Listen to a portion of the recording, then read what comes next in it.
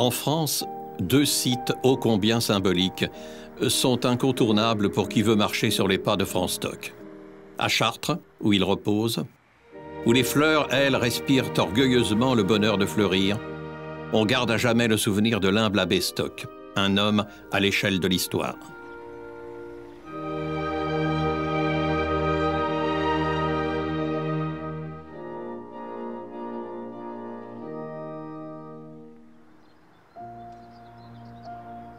Au séminaire des Barbelés, Franz Stock a laissé son empreinte. Là nous vient à l'esprit le mot de sainte Blandine: celui qui aime Dieu n'a pas besoin d'accomplir des actes exceptionnellement élevés. Il lui suffit d'aimer. Chaque fois qu'un groupe vient à Chartres, régulièrement, il me dit « Mais qu'est-ce qu'on peut faire en dehors de la cathédrale? Qu'est-ce qu'on peut voir en dehors de la cathédrale de Chartres ?» Et régulièrement, je leur dis « Vous pouvez aller faire tout un petit itinéraire, y compris à la découverte de l'abbé Franz Stock. » Et ils ne sont jamais déçus.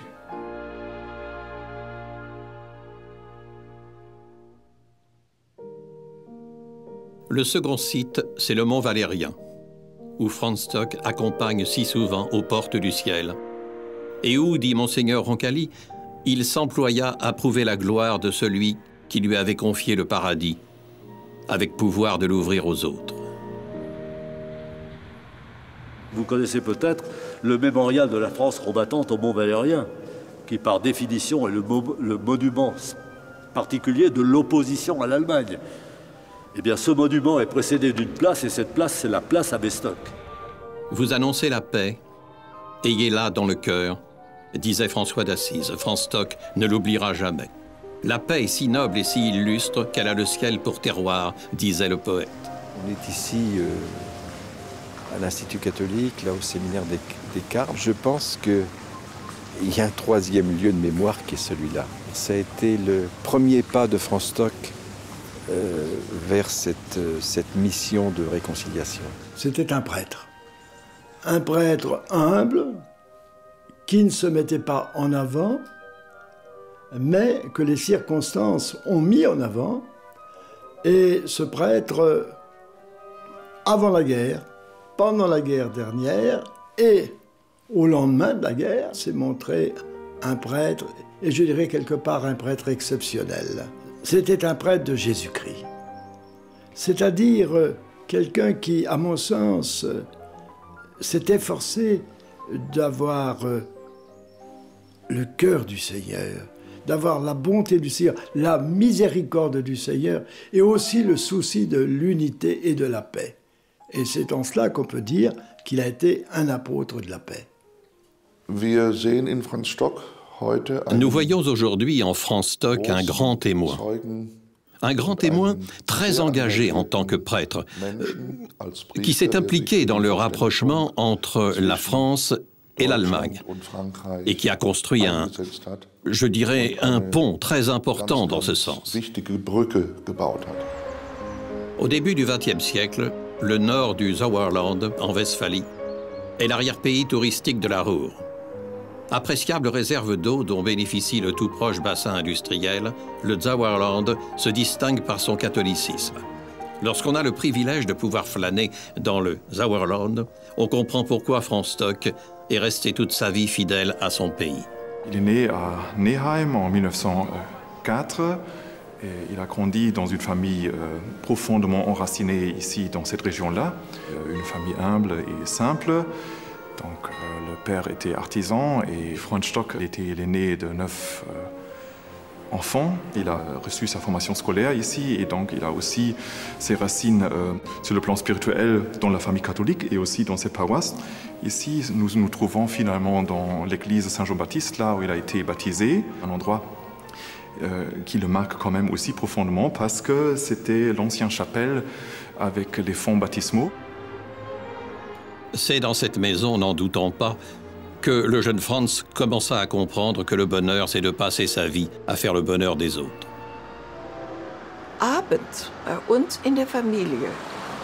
Le soir, nous nous retrouvions tous en famille pour prier.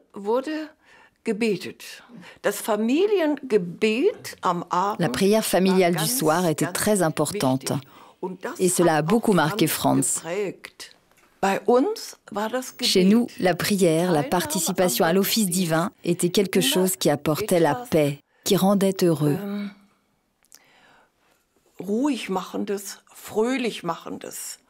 Also, man kann sagen, dass Franz von den On peut dire que Franz a été marqué par chacun de ses parents. Etwas Gutes mitbekommen hat.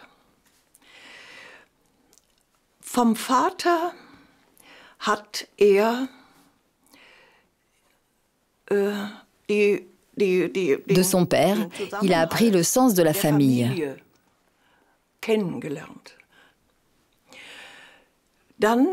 Mais aussi, surtout, la sensibilité aux êtres dans la rencontre. Die Behutsamkeit in der Begegnung mit anderen. Il a également hérité de son sens artistique. Das Künstlerische. Das war also die Seite des Vaters. Die Mutter, der Kontakt nach draußen. Ma mère, elle, lui a transmis l'ouverture sur le monde extérieur, l'intérêt pour l'autre, le sens du service. Il était l'aîné de la famille. Son père avait dû quitter la famille pour être soldat au moment de la Première Guerre mondiale.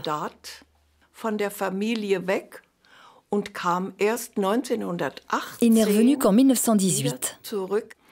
Pendant ce temps, Franz a dû remplacer son père. Il y avait beaucoup d'enfants et notre mère était totalement seule. Aussi a-t-il toujours joué un rôle important dans la famille. Il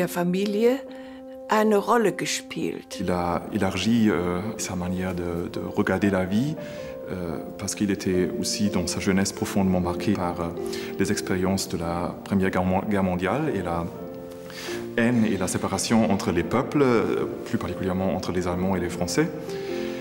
Et par là, il a donc finalement trouvé déjà comme enfant ou disons comme jeune sa vocation. Il a perdu plusieurs membres de sa famille déjà à l'occasion de la Première Guerre.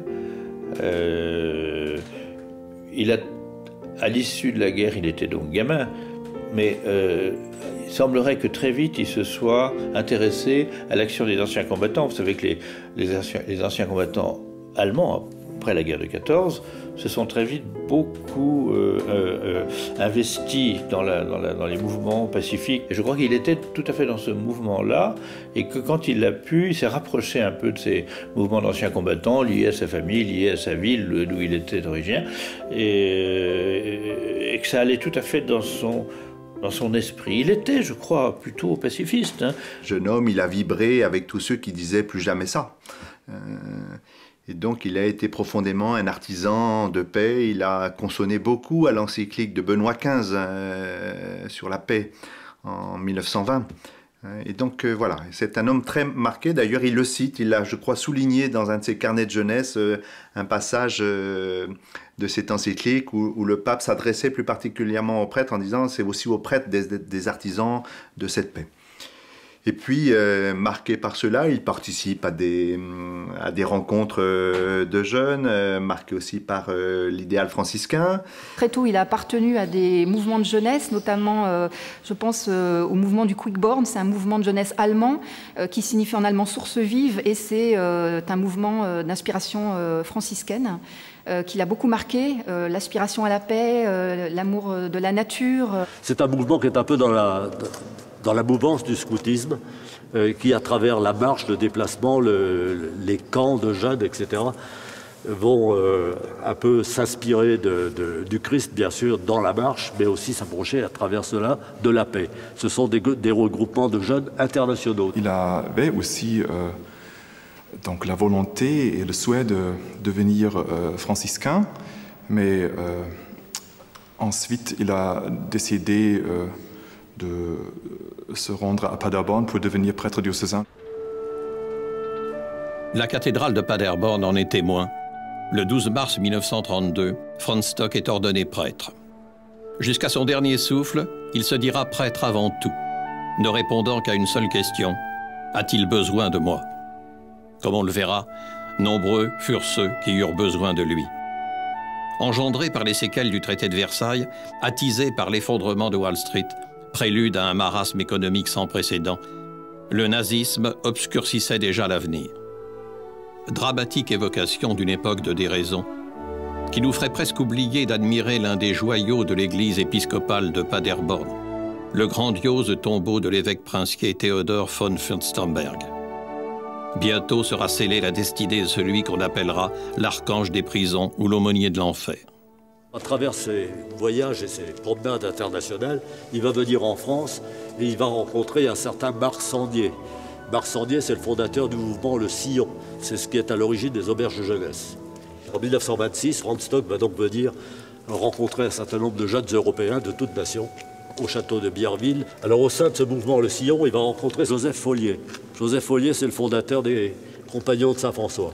Et un des premiers compagnons de Saint-François a été Franz Stock, qui a créé la branche allemande.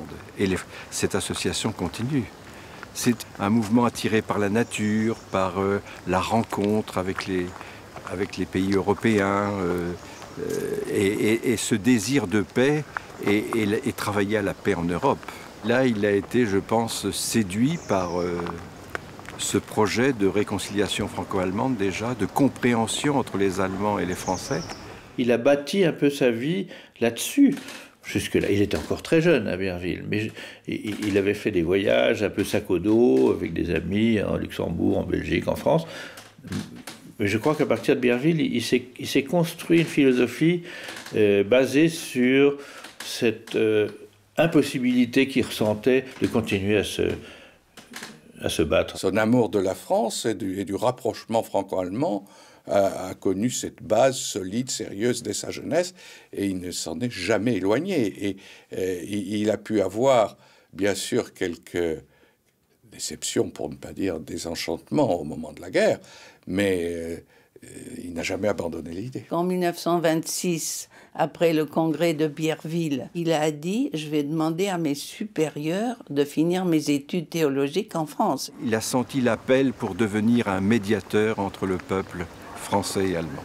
Et donc, petit à petit, il a aimé ce travail pour la paix, pour la compréhension, faire découvrir aux Français l'Allemagne, aux Allemands la France, ce travail de médiateur. Et il est venu à l'Institut catholique de Paris pendant 1 an et demi. Le futur cardinal Verdier, qui était professeur à l'époque, l'avait remarqué parce que justement c'était un élève très très studieux, très sérieux, et à côté de ça aussi un saint prêtre. Tandis qu'on déambule avec émotion dans l'église de Dortmund, où l'archevêque de Paderborn l'avait appelé comme vicaire, on se souvient de la devise du sacerdoce de l'abbé Stock, imprimée par ses soins, sur ces images de jeunes prêtres. Obéissant à la vérité, vous avez sanctifié vos âmes, pour vous aimer sincèrement comme des frères. D'un cœur pur, aimez-vous les uns les autres sans défaillance, engendrez de nouveau d'un germe incorruptible la parole de Dieu vivant et éternel. La Providence, le menant à Paris, allait lui permettre, écrire un éclosset, d'identifier sa vie à l'idéal entrevu et vécu dans l'enthousiasme de ses 20 ans. Et il conclut, Franz ne savait pas encore que cette identification passerait par la croix et le sacrifice de sa vie. Je faisais partie de ce mouvement de jeunesse catholique lorsque Franz Stock est venu chez nous comme jeune prêtre. Il nous emmenait à l'extérieur et nous montrait la présence de Dieu dans la nature. Voyez, Dieu nous accompagne à chaque pas. C'était merveilleux. Il nous expliquait les animaux, il connaissait chaque chant d'oiseau, chaque fleur. Monseigneur Verdier a repéré cet étudiant francophile et francophone. Et quelques années après, quand Franz Stock a été ordonné, et après une année de ministère en Allemagne, il lui a demandé, par l'intermédiaire de son évêque bien entendu, de devenir curé de la paroisse allemande de Paris. Donc, parce que le cardinal Verdier était devenu archevêque de Paris. Donc, vous voyez, le passage ici a été tout à fait déterminant, parce que sinon, il ne serait pas devenu curé de la paroisse, et après aumônier des prisons pendant la guerre. La mission catholique entre les deux guerres était dans la rue Le Mont. C'était des appartements loués. C'est vraiment une un bonheur pour nous d'avoir une personne comme ça, de raconter de lui. C'est pas seulement au niveau religieux, c'est aussi de rapport franco-allemand. C'est une grande figure de l'intégration après la guerre. Il a fait ce témoignage de la charité. Ça vaut bien de continuer sa mémoire. Lorsqu'il est venu en 1934 et qu'il nous enseignait le catéchisme à l'école, comme cela se fait en Allemagne, comme cela se fait encore en Alsace-Lorraine, j'avais très exactement 8 ans. Je le vois encore devant moi. Il était de taille moyenne, des cheveux blonds, clairsemés, des yeux bleus. Il était très doux. On sentait qu'il se passait quelque chose. C'était pas une fonction. Je dois célébrer la messe pour ces Allemands, mais c'était quelque chose de plus profond que ça. Grâce au réseau d'amis qu'il avait su se former avant, on va le voir commencer à héberger des Allemands qui fuient le national-socialisme. Et on le verra même à partir de 1938, grâce aussi à son réseau d'amis, réussir à faire cacher ou protéger un certain nombre de juifs. Beaucoup de jeunes, par exemple, avaient quitté le pays pour venir chercher du travail. Beaucoup de jeunes filles, particulièrement, travaillaient comme jeunes filles au père dans la région parisienne. Franz Stock était aussi artiste peintre. Et ici, vous voyez 2 tableaux qui sont des tableaux de Franz Stock. Alors, il va créer un foyer de jeunes filles dans lequel il va leur permettre déjà à la fois de connaître la France comme lui la connaissait déjà bien, faire apprécier la France à travers des voyages, à travers des conférences, à travers des cours de langue, etc. Il nous faisait venir le samedi à la paroisse allemande. Et alors, on faisait des jeux, on chantait aussi, on chantait du folklore allemand. Il nous parlait de l'histoire de la France et tout ça. Mais on était allemands, d'accord, mais on n'était pas nazis. Meine Schwester erzählte später, Ma sœur a raconté plus tard que du temps de la rue Laumont, il était très très gai. Il animait les chants et les accompagnait à la guitare. Il avait véritablement, on peut dire qu'il avait une vraie gaieté intérieure.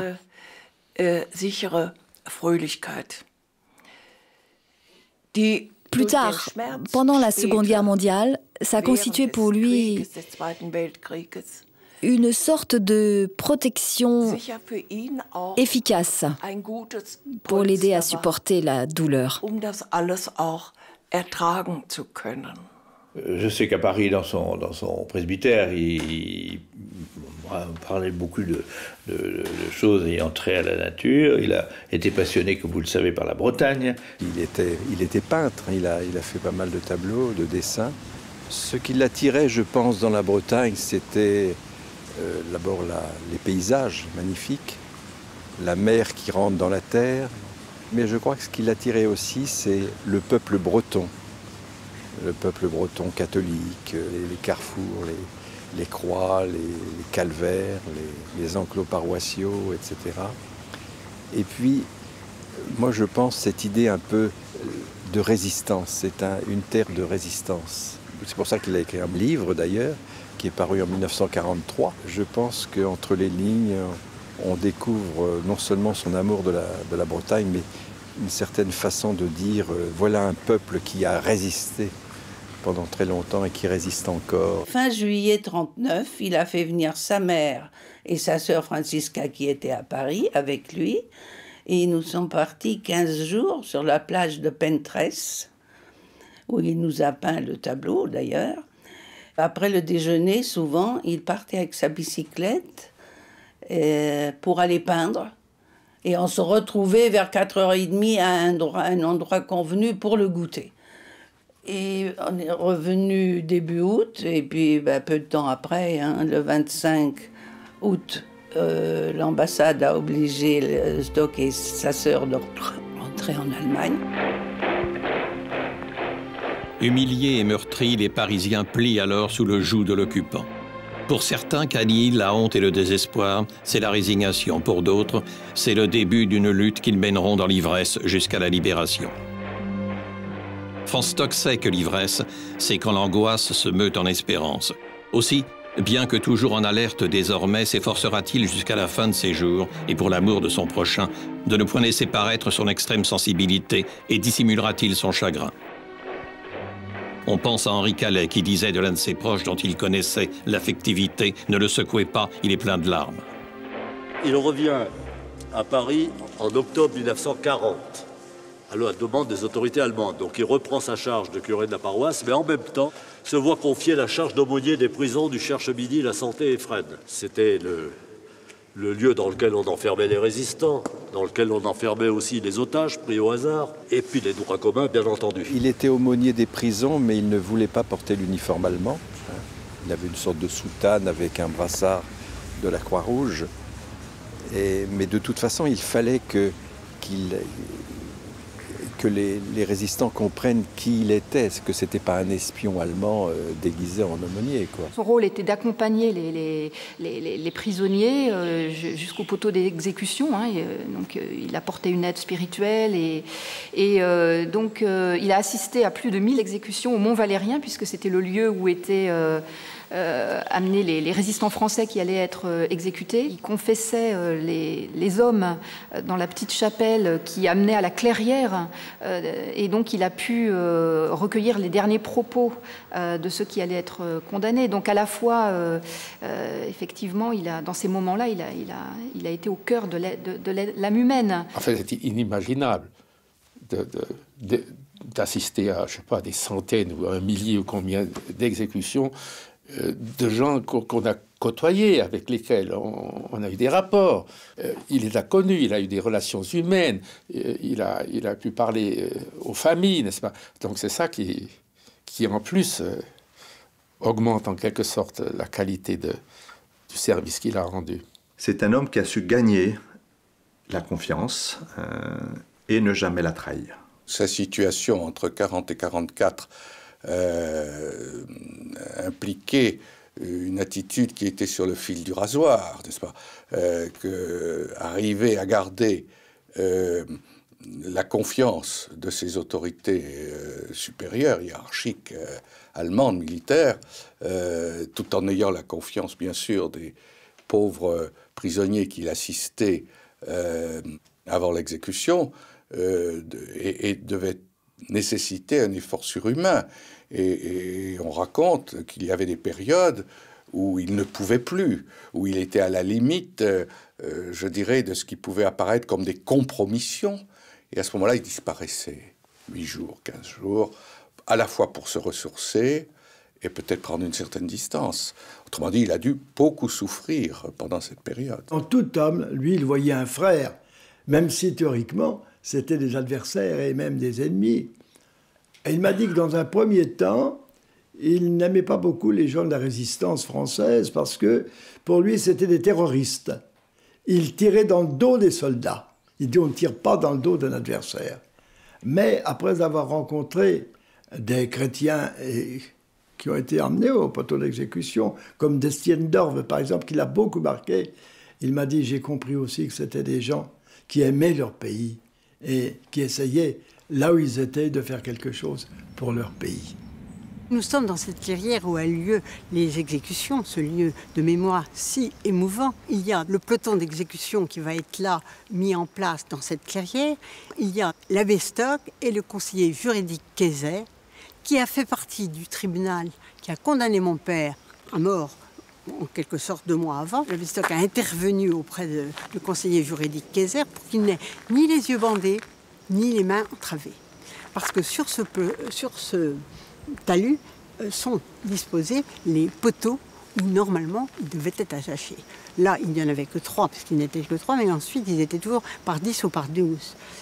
Le peloton est là, et comme mon père a les mains libres, et il va se diriger vers le conseiller juridique Kayser, c'est lui qui va donner l'ordre au peloton de tirer, n'est-ce pas?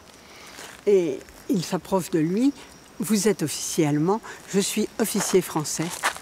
Nous avons fait tous les deux notre devoir. Et pour vous prouver que nous mourrons sans haine, permettez-moi de vous embrasser. Avant l'exécution, évidemment, l'abbé Stock a donné une courte bénédiction. Il avait une présence, et les Allemands, qui dirigeaient un petit peu toutes ces opérations, les exécutions, lui obéissaient. C'était un peu comme un saint. D'abord, c'est un saint, cet abbé Stock. Il menait finalement une forme de résistance en passant des messages aux familles, en apportant des petites choses de la vie quotidienne aux prisonniers. Rue Laumont, il y avait quand même des défilés de parents, d'amis, d'enfants, etc., qui venaient demander des nouvelles, et il les donnait, si vous voulez. Et là, c'était quand même un peu risqué, quand même. Il commettait beaucoup de petits actes de résistance dans les prisons pour aider les gens, leur apporter un secours moral, physique. Je crois que c'était ça, sa résistance. Dans le cadre des messages dont il assume, des messages des prisonniers, dont il assumait à ses risques et périls la transmission, il a pu peut-être occasionnellement et sur des cas particuliers être en contact avec des responsables de la résistance. Mais je dirais simplement pour transmettre des messages à caractère humanitaire. Par exemple, Edmond Michelet, il a transmis à la femme d'Edmond Michelet des messages de son mari, et inversement. Des objets étaient transmis, des livres étaient transmis. On avait vu un jour un exemple où un prisonnier avait été condamné à ce que les Allemands appelaient la triple peine. Il n'avait pas le droit aux visites, il n'avait pas le droit à un supplément de nourriture, il n'avait pas le droit à la lecture. Et donc Franz Stock, un jour, va lui quand même obtenir l'autorisation de la Gestapo, ou en tout cas du commandant de la prison, de lui apporter une grammaire allemande, lui qui ne parlait pas l'allemand du tout. Eh bien, le prisonnier en question a témoigné après, grâce à cette grammaire allemande qu'il avait obtenu l'autorisation de me passer, j'ai pu comprendre à l'avance les questions que me posait le juge lors du procès et pouvoir devancer ainsi les réponses et échapper à la peine de mort. Edmond Michelet était prisonnier à Fresnes, arrêté par la Gestapo, et bien sûr soumis au chantage de la Gestapo qui lui avait dit que s'il ne parlait pas, on allait s'en prendre à sa femme et à ses enfants. Franz Stock, un jour, va lui rendre visite dans sa cellule et, en présence de la sentinelle qui était là, présente sur le pas de la porte, va lui proposer de se tourner vers le mur pour réciter un Ave Maria. « Je vous salue, Marie. Votre épouse est venue me voir hier. Pleine de grâce, vos enfants sont en sécurité. » Malheureusement, ça se terminait souvent très mal aussi, puisqu'il devait accompagner jusqu'au poteau d'exécution un grand nombre d'entre eux. Destienne-Dorf, celui qui croyait au ciel, Gabriel Péry, celui qui n'y croyait pas, La Rosée de Reseda, poète d'Aragon. Celui qui croyait au ciel, celui qui n'y croyait pas. Tous deux adoraient la belle prisonnière des soldats. Un rebelle est un rebelle, nos sanglots font un seul glas. Et quand vient l'aube cruelle, passe de vie à trépas, celui qui croyait au ciel, celui qui n'y croyait pas. Qu'aucun des deux ne trompe pas, et leur sang rouge ruisselle, même couleur, même éclat. Il coule, il coule, il coule.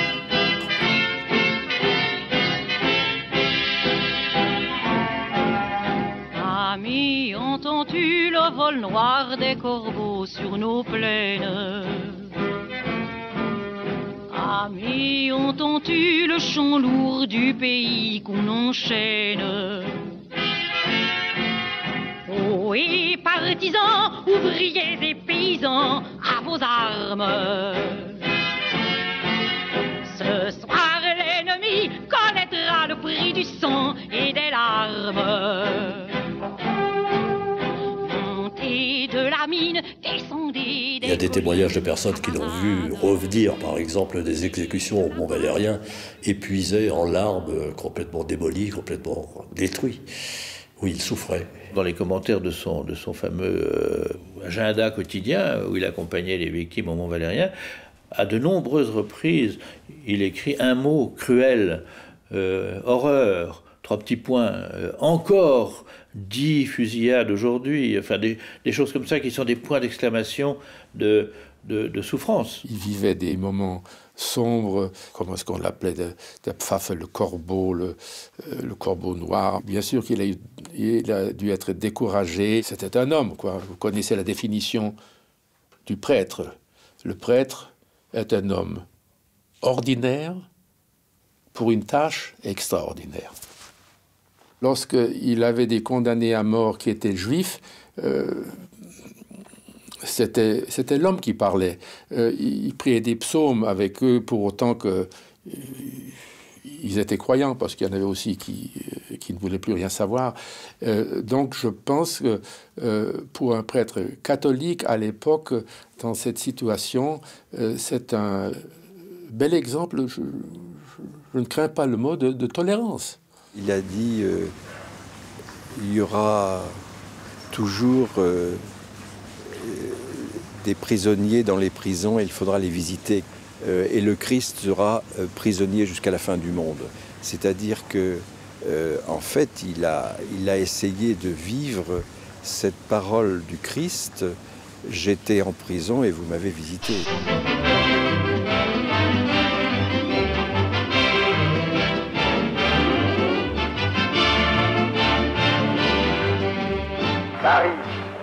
Paris outragé, Paris brisé, Paris martyrisé, mais Paris libéré.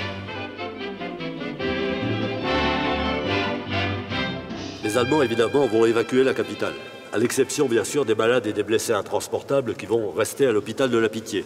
L'hôpital de la Pitié, il restait donc seulement un médecin-chef et 2 infirmières. Donc Franz Stock va rester avec eux et s'y rendre en tant qu'infirmier, cette fois-ci, pour se mettre à la disposition de ses compatriotes.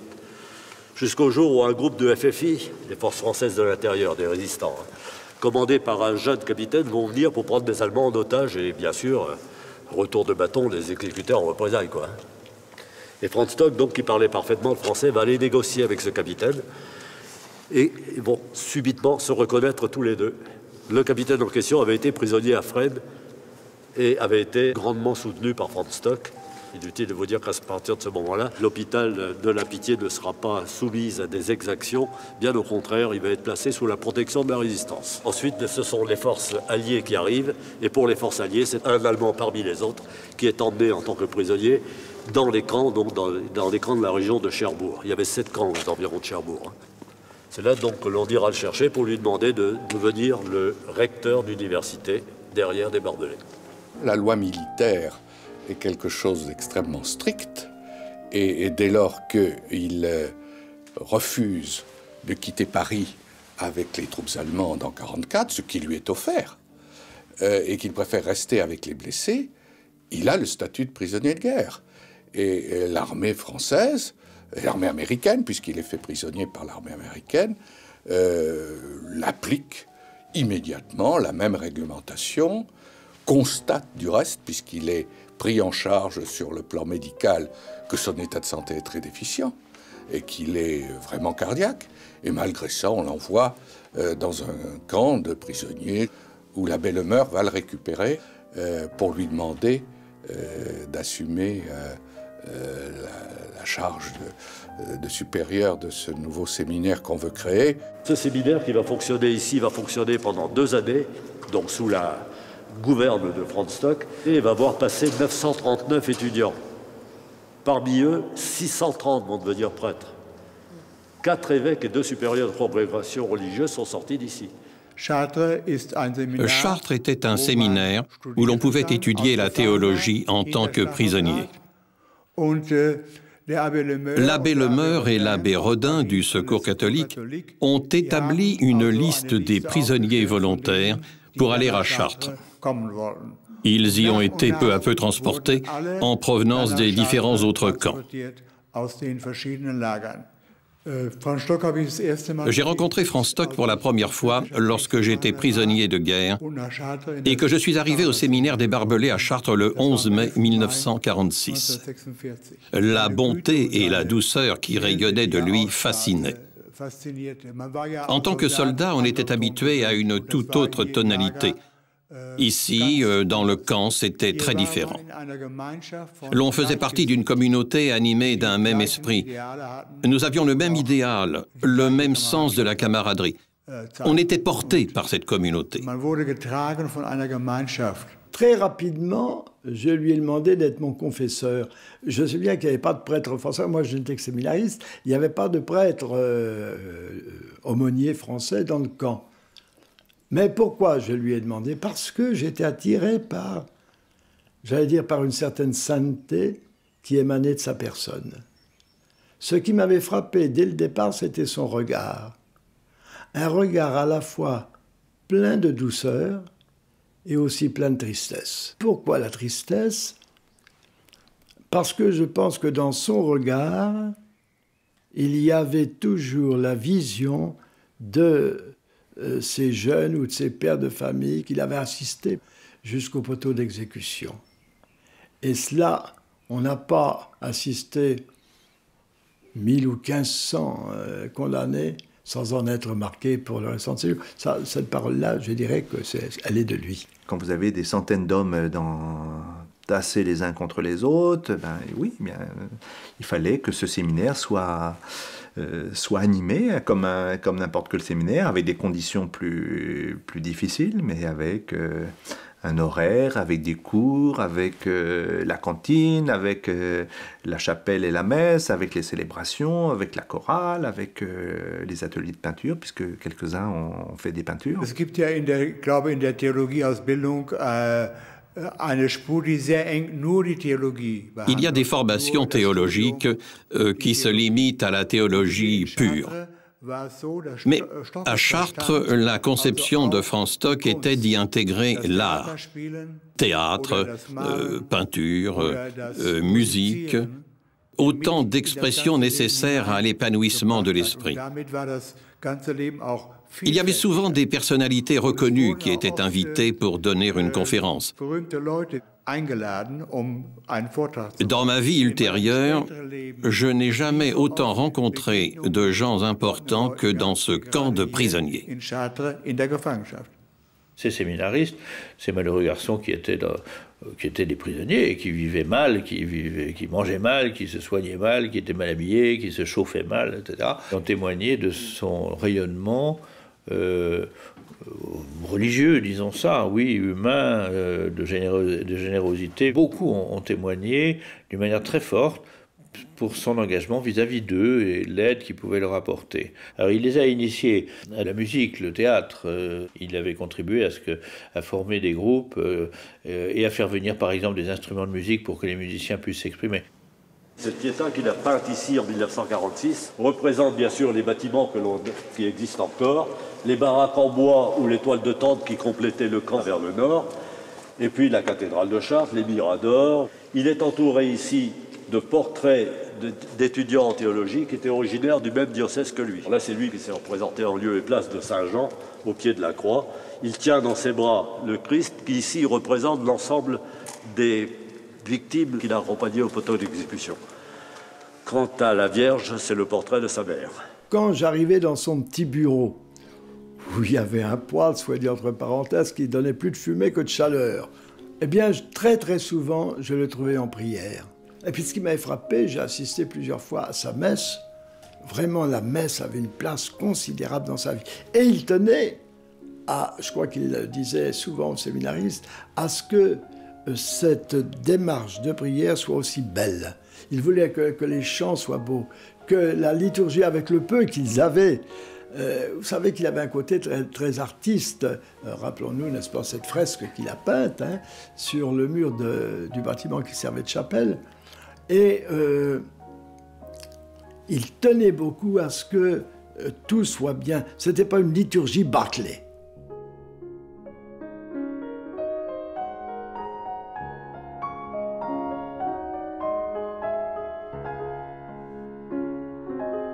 Voilà quel était l'état de la chapelle à l'origine, avec le chœur, les deux emmarchements d'autel et un autel en bois. Alors ici, dans l'angle, vous pouvez apercevoir les restes du confessionnal de la rue Lomont, où se trouvait le presbytère de l'abbé Stock. C'est par là que tous ces renseignements si précieux ou ces objets si particuliers transitaient entre les familles et les prisonniers sous le couvert donc d'une pseudo-profession. La peinture murale a donc été peinte par Franz Stock lui-même. Il a peint ceci entre décembre 1945 et janvier 1946. Alors sur cette peinture, on a un peu le résumé de toute la philosophie de l'abbé Stock. Son souhait le plus cher, c'était surtout le rapprochement entre la France et l'Allemagne. Il estimait qu'on ne serait jamais en paix si on n'était pas dans une Europe unie. Et cette Europe, selon lui, ça ne pouvait être que la France et l'Allemagne. Sur la gauche, Saint-Michel terrassant le dragon. Franz Stock, il voyait Saint-Michel, l'un des patrons de la France, et Saint-Michel, l'un des patrons de l'Allemagne. Les deux nations réunies dans le même personnage. luttant contre la guerre qui est représentée ici par le dragon. De part et d'autre de la croix, vous avez Sainte Marie, bien sûr, et puis vous avez Saint Jean. C'est le Saint Jean de l'Apocalypse. Et puis enfin, sur la droite, vous avez un moine d'origine gaélique de la fin du 8e siècle. C'est le premier évangélisateur de la Germanie, et le fondateur de la première abbaye en Germanie, Saint Boniface. Saint Boniface est le patron de l'Allemagne, et c'était à l'époque le patron de la paroisse allemande de Paris. Grand Franz Stock en était le curé. Il semblerait qu'en célébrant au séminaire des Barbelés à Chartres, qu'il se soit parfois arrêté pendant plusieurs minutes, comme s'il avait une vision. Les témoins savent que souvent, il s'intériorisait. Ils remarquaient que pendant la messe, lorsqu'il priait, il semblait avoir une relation directe avec le Christ. Il s'agissait d'une sorte de vision mystique qui surprenait beaucoup ceux qui étaient autour de lui. C'est quelque chose qu'il n'est pas facile d'expliquer. L'on pourrait dire que c'est comme s'il avait rêvé. Mais il s'agit bien d'un signe de son enracinement dans le mystère du Christ, et tout spécialement de l'Eucharistie. Verwurzelung im Mysterium Christi sein, nicht zuletzt in der Eucharistie, ce qui laisse à penser qu'il était un mystique, ou un être qui a connu de grandes expériences mystiques.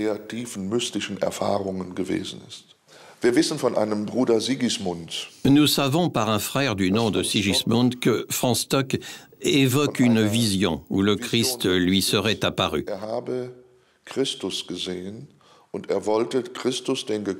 Il voulait sculpter sur bois le Christ crucifié d'après un tableau. Peu après, il a dit « Je ne peux pas le sculpter ou le reproduire, c'était trop effrayant ».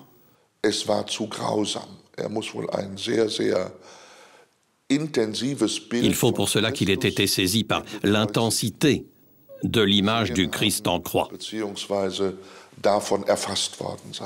Je voudrais vous lire quand même quelques extraits de ses propos. Donc c'est au moment où il quitte le séminaire des Barbelés, et il est en train de faire un petit bilan sur ses plus de 2 ans de présence. Il s'adresse à ses théologiens, à ses séminaristes qui vont retourner en Allemagne.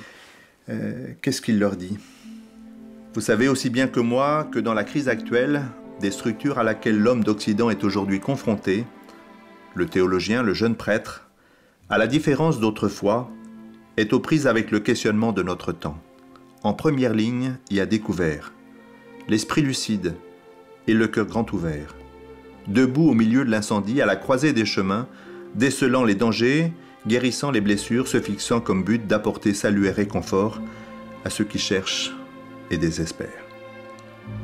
La civilisation moderne, propulsée par le progrès technique, qui en l'espace de 150 ans a bouleversé la vie sociale, se développe à une vitesse hallucinante.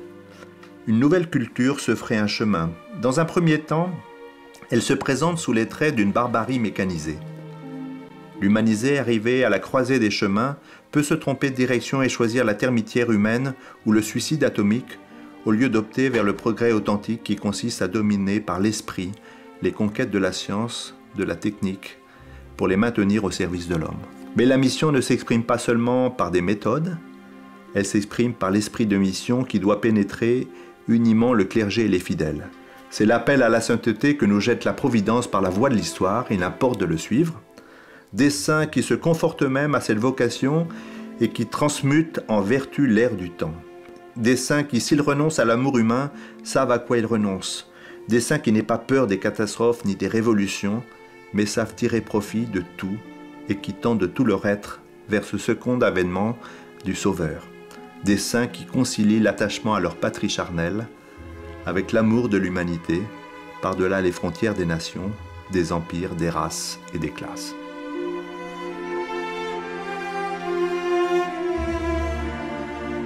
Vous voyez que quand Quand on lit ce discours d'adieu, voilà, on y voit aussi, hein, c'est pas simplement un discours académique qu'il est en train de faire, on y voit certaines, non seulement de ses convictions, mais de ce qui a marqué profondément et qui s'est inscrit dans son existence. Je ne suis pas certain qu'il ait été conscient de l'ampleur du travail qu'il a accompli.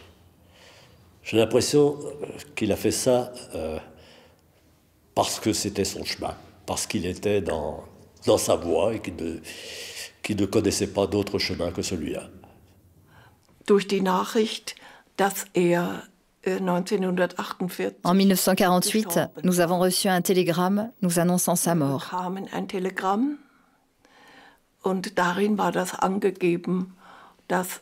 Ce fut très dur, en particulier pour ma mère, qui était très malade.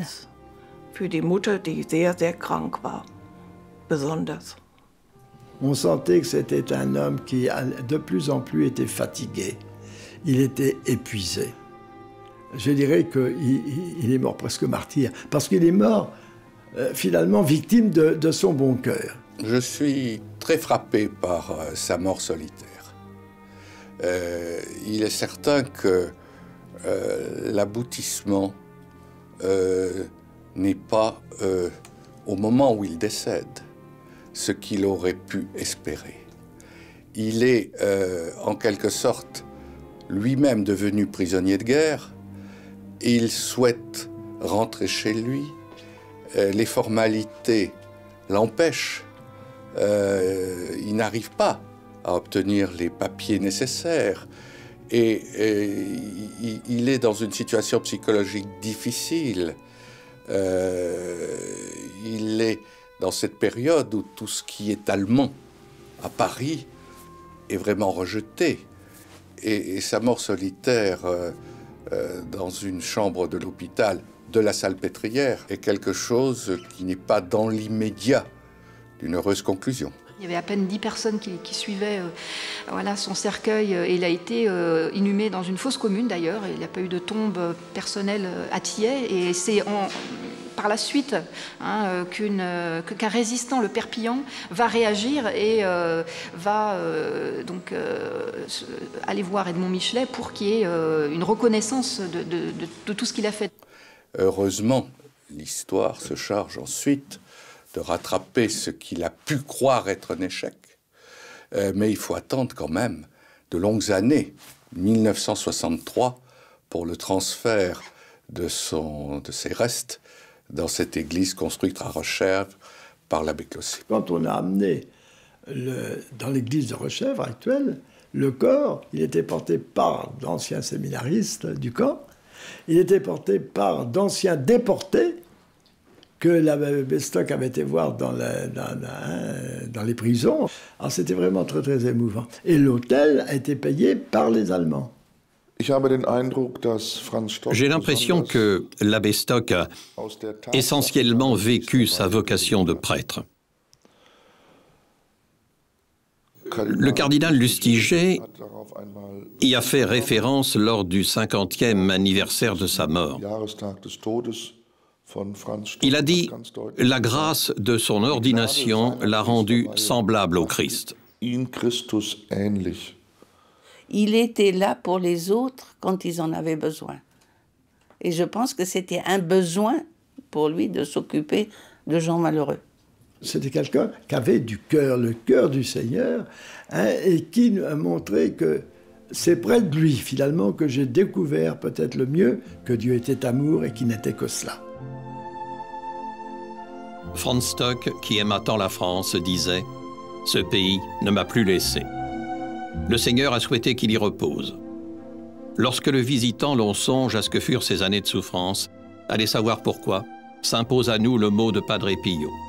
Il n'y a que la douleur qui permette à une âme de dire avec certitude « Mon Dieu, vous voyez bien que je vous aime. » Bientôt va se terminer notre pèlerinage sur les pas de Franz Stock, l'abbé Stock qui, a dit le comte Robert d'Harcourt, a traversé les abîmes du cœur humain et en a connu aussi les rayonnantes beautés. Humblement effacé, mais pieusement veillé par Notre-Dame, le séminaire des Barbelés s'estompe déjà. À peine distingue-t-on au loin un corbeau qui s'envole, épris de liberté. Alors que lentement le mont Valérien s'éclipse à son tour, nous savons que jamais désormais ne s'effacera de nos mémoires le souvenir de celui qui, puisant sa force spirituelle dans sa consécration intime à Dieu, fut appelé à la récompense éternelle. Un dernier regard sur ce lieu de mémoire que connut trop bien Franz Stock, où s'exprimèrent si tragiquement la folie et la cruauté des hommes, et une dernière pensée, celle du poète norvégien Henrik Wergeland, « Malheur à toi qui ne peux oublier, malheur à toi qui l'as pu ».